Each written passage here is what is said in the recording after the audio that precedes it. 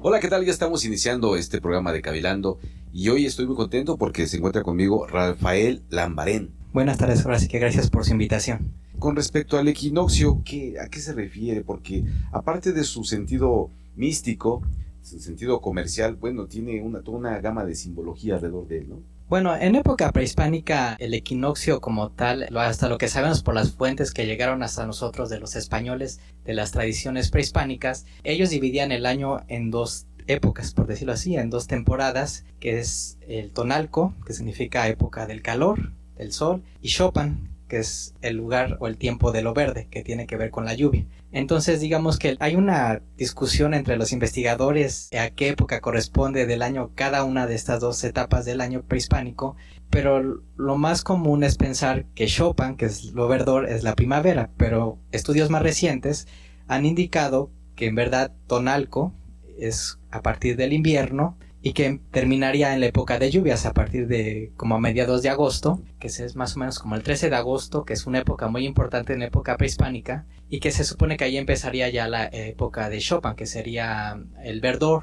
Entonces el equinoccio de primavera, el que conocemos como equinoccio, quedaría dentro de tonalco, que es la época del calor, que es donde hay más sequía, como que hay esa distinción. Y bueno, el equinoccio en época prehispánica, en las fuentes no tenemos realmente un ritual específico, no ha llegado hasta nosotros, pero lo que sí tenemos de manera indirecta, que es lo que precisamente estudia la arqueología, que a través de los restos materiales que incluyen los edificios, por ejemplo, pues tenemos algunos indicios que el equinoccio era una época importante.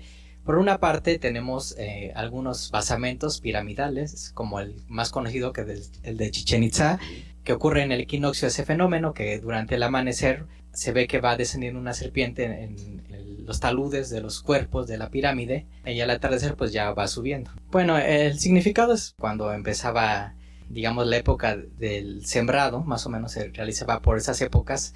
Entonces lo que nosotros encontramos dentro de la arqueología, por ejemplo en ese fenómeno de esos edificios, que el de Chichén Itzá es el más conocido, pero también en Teotihuacán se han registrado, y no es la pirámide del Sol, son unos edificios que están cercanos, pero que se ha observado ese mismo fenómeno y se debe a que están orientados en el mismo grado, ¿no? Con respecto al norte astronómico. Pero eso es importante mencionarlo, no están hechos al azar. Hay una planeación para que esto suceda. Exactamente, por ejemplo, Teotihuacán, la gran ciudad de Clásico que está aquí en el Estado de México, pues tiene una orientación de casi 11 grados con respecto al norte magnético, y toda la ciudad, todos los edificios tienen la misma orientación. Entonces, de hecho los arqueólogos los llamamos como norte teotihuacano, porque sabemos que todos los edificios están orientados, hasta el que está, no solo los que están en el centro de la ciudad, sino también los que están a las afueras, ya en los cerros aledaños, tienen la misma orientación. Entonces en Chichén Itzá, por ejemplo, pasa exactamente lo mismo. Investigadores arqueoastrónomos les llamamos nosotros, que son arqueólogos que basan mucho de su conocimiento en los astros, en la astronomía del pasado, pues han hecho cálculos y han indicado que, por ejemplo, Teotihuacán y Chichén Itzá, por mencionar las ciudades más conocidas de Mesoamérica, tienen una orientación relacionada, por ejemplo, a las Pléyades, que concuerdan o están orientadas cuando esas estrellas están en cierta posición, y que esa posición concuerda la fecha del 13 de agosto. Digamos que esa es la gran fecha del inicio del calendario prehispánico. De hecho, en la cuenta larga del calendario maya, del que tenemos la fecha más antigua, haciendo cálculos, retrotrayendo las fechas, sabemos que el 13 de agosto, como del año 3600 a.C., inició el calendario prehispánico. Entonces, esa fecha del 13 de agosto astronómica está muy relacionada con el calendario. En cuanto al equinoccio, como les comentaba, las evidencias arqueológicas pues indican que sí tiene cierta importancia para los grupos prehispánicos, inclusive en eventos no solo de las sombras, también en Xochicalco tenemos la cueva astronómica que la han llamado. Precisamente en el equinoccio de primavera esa cueva se ilumina cuando está el mediodía del equinoccio. Esos no son cuestiones azarosas, sino que están bien planeados, de tal suerte que inclusive en Teotihuacán hay una cueva astronómica también. Okay. Claro, esa no siempre está abierta al público. Esa cueva se ilumina precisamente el 13 de agosto, la fecha que les había comentado. Entonces, pues seguramente en Teotihuacán hay cuevas que pues no se han estudiado bien del todo, y seguramente había otros marcadores que tenían que ver con el equinoccio de primavera. Haría falta más investigación al respecto que se está llevando a cabo, pues con todos los descubrimientos que ha habido. Pues aparentemente, si ven la alfarda, que es la orilla de la escalera, en la parte de abajo empieza con una cabeza de serpiente. Entonces se supone que esas marcas que forma la sombra formarían el cuerpo de la serpiente, y no solo el cuerpo, sino también el movimiento de la serpiente. Entonces mucho tiene que ver, por ejemplo, con un mito en el cual señala que Quetzalcóatl descendió al inframundo siguiendo una hormiga para recuperar el maíz. Entonces el equinoccio, como tiene que ver mucho con las cuestiones de fertilidad, podemos relacionar ese mito de Quetzalcóatl, que persigue a una hormiga, se transforma en hormiga, ingresa a una cueva que está debajo de un cerro que se llama Tonacatepetl. Literalmente significa el cerro de los mantenimientos, de la comida. Entonces dentro de ese cerro está toda la semilla, el agua, las piedras verdes, todo lo que es la fertilidad está ahí. Entonces esas tipos de representaciones de Chichén Itzá, digamos que es como un mito recreado en una estructura, que es el descenso de Quetzalcóatl al interior de un cerro. ¿Y cuál es el cerro? La pirámide.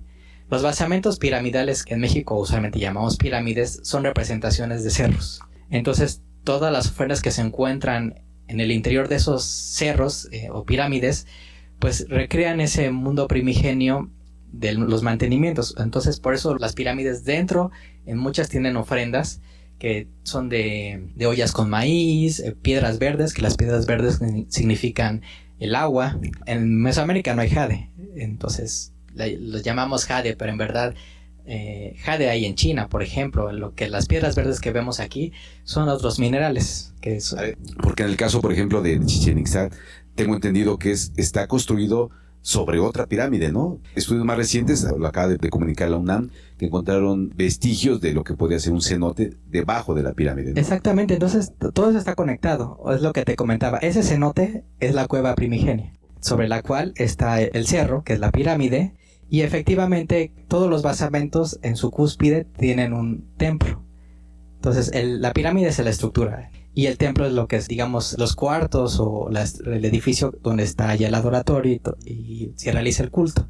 Pero ese en esencia es como una cosmografía, o sea, un mito hecho plasmado en una estructura. Entonces está la cueva primigenia. En Teotihuacán tenemos el mismo patrón. No es un cenote, pero hay una cueva que aparentemente la mayoría fue hecha por el hombre. Entonces arriba está ya el cerro y arriba estaba el templo. Entonces se repite lo mismo aparentemente en muchas estructuras prehispánicas, rememorando ese mito. Por ejemplo, está Sahagún en la historia general de la Nueva España, recoge una parte. También en el Códice Ramírez, que son del siglo XVI, ambos están mayormente explicados. También en el texto lo conocemos como la leyenda de los soles, que dentro de la leyenda de la creación del quinto sol también vienen varios mitos, entre ellos una parte de lo de Quetzalcóatl cuando desciende al inframundo. También en el Popol Vuh, que pues las fuentes que les mencioné primero son fuentes del centro de México de habla náhuatl, por ejemplo, y el Popol Vuh pues ya es una fuente histórica documental ya inclusive más tardía, pero ya de lengua maya, de una lengua mayense, ¿no? Entonces también narran mitos similares en el cual los héroes descienden al inframundo para recuperar el maíz. Digamos que por una parte todas las culturas evolucionan, ninguna cultura es estática, y bueno, y también lo que se sabe se revalora a lo que hay en la actualidad. Los mitos se reescriben, en este caso con una visión occidental. Como arqueólogo yo debo decir que a veces los edificios sí se ven lastimados por el flujo de las personas. Y no tanto por el flujo, sino a veces nos falta un poco de cultura y no cuidamos los monumentos como debe de ser. No hay gobierno ni presupuesto que alcance si la gente no nos ayuda a conservar esos monumentos. Por otra parte está digamos, como el gancho, por decirlo así, para que la gente se interese por esos elementos culturales. Perfecto, bueno, pues ya estamos llegando al final de este programa. Yo aquí me voy a quedar cavilando con Rafael Lambarén. Gracias por aceptar esta invitación. Hasta pronto. ¿Qué tal? Mi pequeño saltamonte bien capatlas. ¿Me presento? No me presento porque estamos aquí en el Radio. Porque el Radio es tu radio.